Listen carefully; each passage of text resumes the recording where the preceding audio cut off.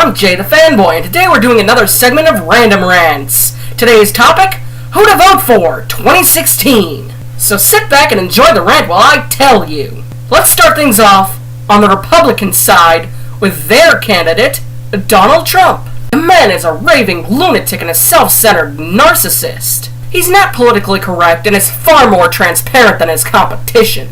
Unfortunately, these are his only good points. People like him because he's financing his own campaign and is not a politician. Wrong on both accounts. Politicians are known for lying, pandering to voters, saying whatever they need to say to get your vote, and flip-flopping on every issue because it's the popular thing to do. Donald Trump has done each and every one of these things. Most politicians are completely untrustworthy, and so is he. Since entering the race, he has flip-flopped on every single issue that wasn't one of his main talking points. The only thing he hasn't flip-flopped on is the wall. Looks like Trump's about as much a politician as the rest. And as far as financing his own campaign, he ran out of money a while ago and has since been relying on donations, just like any other politician. If he's now relying on donations, does that sound like a man who's self-financed to you?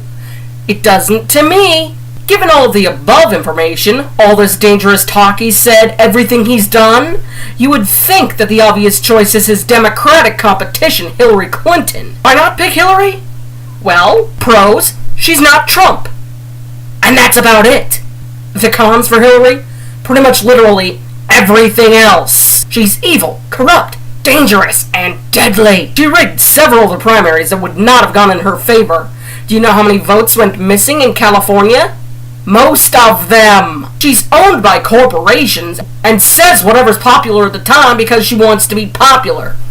Even if it means flip-flopping on what she said before. And she does that a lot. On the surface, she seems like a typical politician and the exact opposite of Donald Trump. Exactly what she wants you to believe. But there is so much more to her than that. She's had more skeletons pulled out of her closet and more scandal in her name than the history of any politician ever. Her most recent offense? The email scandal, using her own private server, not sharing her emails, deleting classified information. That's criminal activity. She belongs in prison, not in the presidency.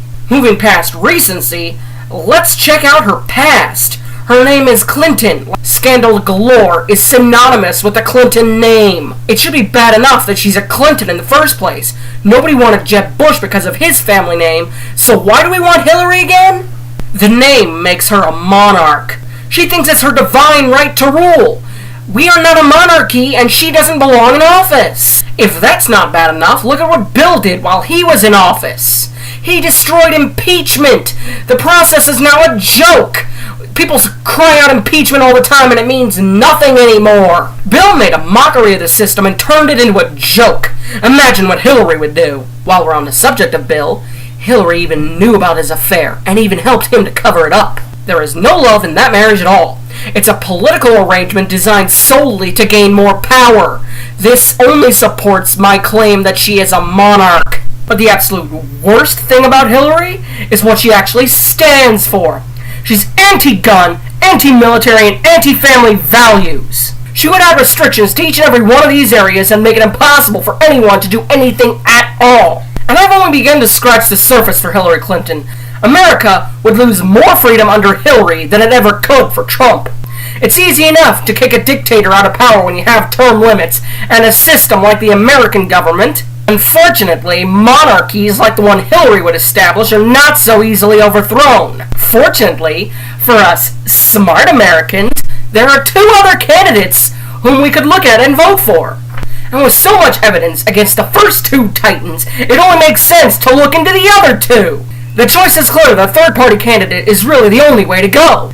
You could vote for Gary Johnson. His candidacy is starting to pick up steam, and many disgruntled Republicans who don't like Trump are beginning to back him now. Or you could vote for poor old what's-her-name in the Green Party, who really doesn't stand a chance at all, but has picked up a few disgruntled Democrats who don't want to vote for Hillary. She doesn't stand much of a chance of winning, though, and for that matter, neither does Johnson.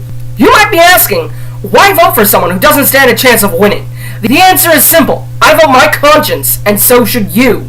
Political parties have been destroying our country from the beginning. Vote for the person who is least likely to destroy our country, and that's the person whose party won't be elected. You should cast your vote for the person who is least likely to break their promises, take away our freedom, and destroy the country. That person is probably the third-party candidate who stands the best chance of winning. Gary Johnson, although he doesn't stand much of a chance of winning, won't do any of the above either. And he stands more of a chance than poor what's-her-name in the Green Party. So the choice is clear, my friends. This election, who should you cast your vote for? My answer is simple.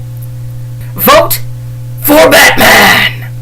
Because the best choice is a name you won't be finding on our ballots. I'm Jay the Fanboy, and this has been a random rant. Thanks for watching. Laters.